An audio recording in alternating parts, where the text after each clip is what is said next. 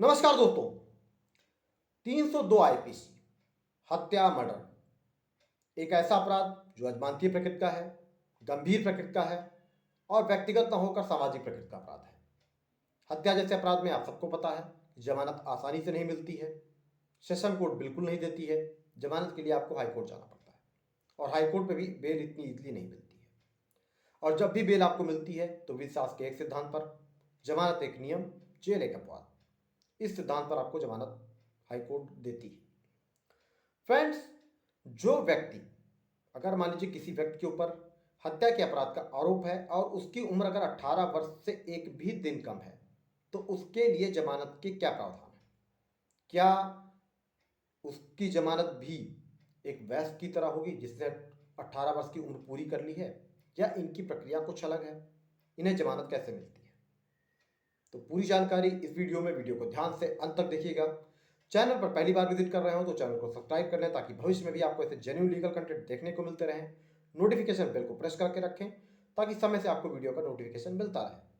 Friends, अगर किसी व्यक्ति पर हत्या के अपराध का आरोप है और अगर जांच के दौरान यह पाया जाता है या कोर्ट को यह संज्ञान में आता है कि इस व्यक्ति की उम्र 18 वर्ष से कम है, भले ही एक ही दिन क्यों कम ना हो, तो ऐसी सिचुएशन में उस व्यक्ति के मामले को जुवेनाइल जस्टिस बोर्ड के समक्ष अंतरित कर दिया जाएगा, ट्रांसफर कर दिया जाएगा और उसके ऊपर जो कार्रवाइयाँ होंगी वो जुवेनाइल जस्टिस एक्ट 2015 के प्रावधानों के अंतर्गत होगी।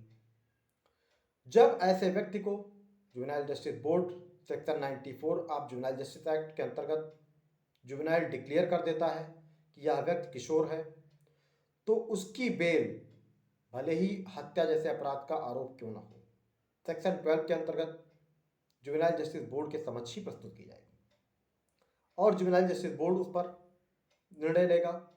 और अगर मान लीजिए बोर्ड को यह लगता है कि ऐसा व्यक्ति जमानत का हकदार नहीं है तो उसकी जमानत प्रार्थना पत्र को खारिज कर देगा। इसके बाद ऐसा व्यक्ति यानी जो किशोर है उसकी तरफ से जो भी उसके परिवार के सदस्य हैं बेल फाइल कर सकते हैं 101 जुवेनाइल जस्टिस एक्ट के अंतर्गत, यानी सेक्शन 101 जुवेनाइल जस्टिस एक्ट के अंतर्गत सेशन कोर्ट में, और वह बेल नहीं होती है उसे अपील कहा जाता है। बेल सेक्शन 12 में फाइल होती है और बेल के बाद जो प्रावधान है वो अपील का प्रावधान है। उस ऑर्डर की अपील होती है सेक्शन 101 के अंतर्गत सेशन कोर्ट में। और अगर सेशन कोर्ट भी मान लीजिए बेल नहीं देती है तो फिर इसके बाद उस अपील के आदेश का रिवीजन हो सकता है हाई कोर्ट में section 102 of juvenile justice act के अंतर्गत। यहां एक बात मैं आपको और विशेष रूप से बता दे रहा हूं कि जुवेनाइल जस्टिस एक्ट में जो रिवीजन होता है इसमें भी हाई कोर्ट सडनली जुवेनाइल को बेल नहीं देती है 302 जैसे मामलों में।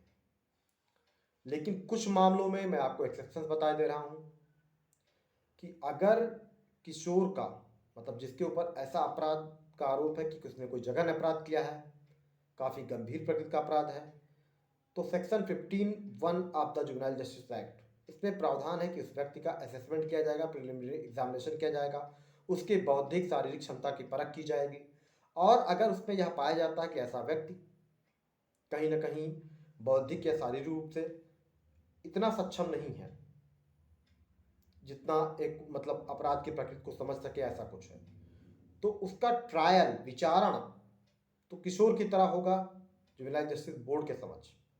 लेकिन बेल के लिए यही प्रावधान लागू होंगे जो कि सामान्य, मतलब जो भी 16 वर्ष से ऊपर के किशोर हैं उनके लिए लागू होते हैं।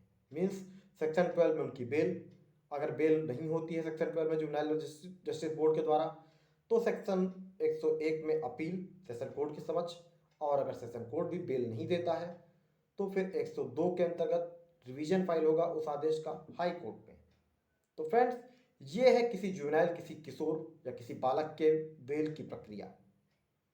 अगर आपको वो वीडियो पसंद आता है तो वीडियो को लाइक करें, चैनल को सब्सक्राइब करें ताकि भविष्य में भी आपको ऐसे जेन्युइन लीगल कंटेंट देखने को मिलते रहें। एंड एक बात मैं लास्टली फिर बता देता हूँ आपको कि जुवेनाइल के मामले में भी थोड़ा सा समय लगता है लेकिन बेल हो जाती है। आप अधिवक्ता चेंज करेंगे तो आपको बेल नहीं मिलेगी क्योंकि बेल आपके केस के मेरिट पे मिलती है। Friends, thank you for watching.